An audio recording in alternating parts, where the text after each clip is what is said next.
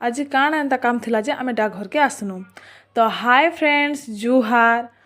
तो इटा मुई और मोर हस्बैंड रेडी गनु। रेडी रूडा हो सारा पर इटा आमे बाहरी गनु डाकघर के जीवार लाई। तो इटा जल्दी जल्दी रेडी कर बाहर पड़ला कारण कि बेसी खरा ही गलान। तो इटा आमे आसिक पहुँची गनु डाकघरे। तो आमके काम थिला का काम जे कहूँ तो आज काम थिला जे सुकन्या योजना खुलमी बोली भाविनी और जल्दी कर रेडी कर पलि आसनी। तो आसला परे एटा आमे डॉक्यूमेंट मन सब देदेनु जेजना बोले ताता देदेनु दे दुआ सारा पर आमके भी फॉर्म देले और एटा सब फॉर्म फिलअप कर बोले। तो एटा हम करी कुरा देनु।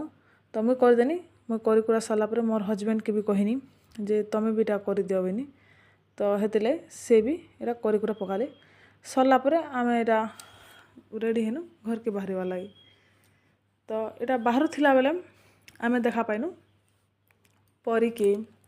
तो परी जो थिला घर के तो से बसला आम गाड़ी न बसला पर आमे आसनु आसिक देखनु जे गाँ न जड़े भी लोग नहीं ना सब खरा लगी घरे खा छ बेसी खरा ही गला न। तो आपण माने कमेंट रे कहबे जे आपन को आरे केते डिग्री खरा अछि हमर आरे तो 42 डिग्री अछि।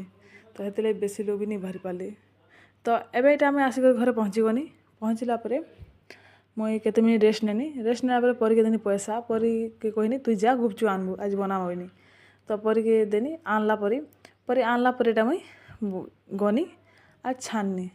तो बहुत भल हिचे और गोल गोल भी हिचे जनता कि आपण माने देखि पाउथिबे।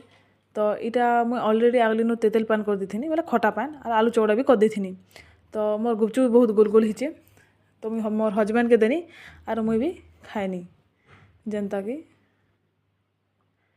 तो एटा मुई खाइनी खाइला पर बहुत भल लाଗୁଥିଲା जनता कि घरे बनालाटा। तो कमेंट रे कहबे जे आपण माने गुपचुप भल लागसे और मोर वीडियो केनता से कहबे।